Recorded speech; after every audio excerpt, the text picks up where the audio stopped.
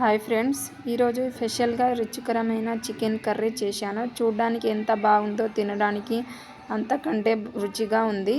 తప్పకుండా ట్రై చేయండి, చివరి వరకు చూడండి. చికెన్ కర్రీకి కావాల్సిన పదార్థాలు: 2 ఆనియన్స్, 1 టమాటా, 3 మిర్చి, కొత్తిమీర, చికెన్ తీసుకోవాలి. చికెన్ 2 టైమ్స్ కడుక్కోవాలి, క్లీన్ చేసుకోవాలి, కొంచెంసేపు నానబెట్టుకోవాలి. చికెన్, ఆనియన్, టమాటా, మిర్చి ఆనియన్, టమాటా చిన్న చిన్న ముక్కలు కట్ చేసుకోవాలి. స్టవ్ వెలిగించుకోవాలి. కళాయి పెట్టుకున్నాక నూనె పెట్టుకోవాలి. నూనె వేడైనాక ఎండుమిర్చి, దాల్చిన చెక్క, లవంగాలు, ఇలాచి, సాజీరలు నూనెలో వేసుకోవాలి. కొంచెం చిటపటలాడినాక సన్నగా కట్ చేసుకున్న ఆనియన్ వేసుకోవాలి.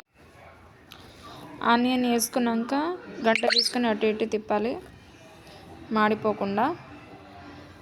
తర్వాత పచ్చిమిర్చి వేసుకోవాలి. పచ్చిమిర్చి అటు ఇటు తిప్పాలి. 1½ స్పూన్ పసుపు వేసుకోవాలి. గంట తీసుకొని అటు ఇటు కలుపుకోవాలి కలిసేటట్టు. కొంచెం కరివేపాకు వేసుకోవాలి. చికెన్ వేసుకోవాలి నీళ్ళు లేకుండా. చూడండి ఎలా వేస్తున్నాను. చికెన్ కలిసేటట్టు తిప్పుకోవాలి. చూడండి ఎలా చేస్తున్నాను. ఒక 5 మినిట్స్ వరకు మూత వేసుకోవాలి. మూత తీసి అటు ఇటు కలుపుకోవాలి. చూడండి ఎలా చేస్తున్నాను. కట్ చేసుకున్న టమాటా వేసుకోవాలి. కొంచెం సాల్ట్ వేసుకోవాలి. టమాటాలు అయితే కొంచెం తొందరగా ఉడుకుతాయి. ఏ కర్రీలో అయినా టమాటా వేసినప్పుడు కొంచెం సాల్ట్ వేసుకోవాలి. అటు ఇటు తిప్పుకున్నాక మూత వేసుకోవాలి. టమాటాలు ఉడికేటట్టుగా మూత వేసుకోవాలి. కొంతసేపు మూత తీసినాక మళ్ళీ తిప్పాలి. 1 టేబుల్ స్పూన్ అల్లం పేస్ట్ వేసుకోవాలి.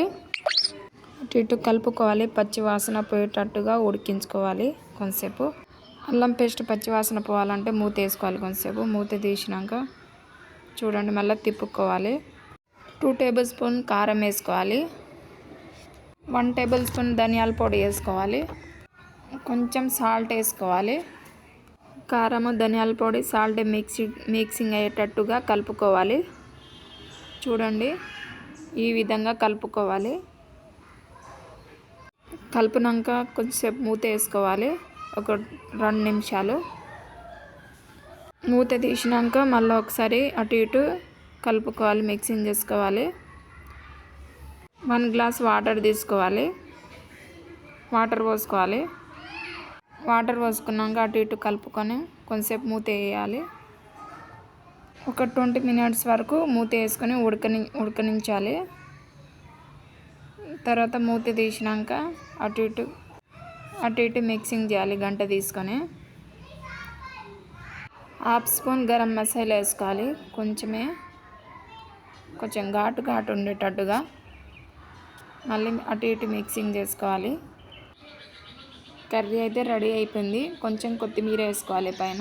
కర్రీ అయితే వచ్చింది. మీరు కూడా ఒక్కసారి తప్పకుండా ట్రై చేసి ఎలా వచ్చిందో కామెంట్లో చెప్పండి. వీడియో నచ్చితే లైక్ చేయండి, షేర్ చేయండి. ఇంకా ఇలాంటి రుచికరమైన వంటల కోసం లలిత అఫీషియల్ కుకింగ్ ఛానల్ సబ్స్క్రైబ్ చేయండి మర్చిపోవద్దు. Thank you.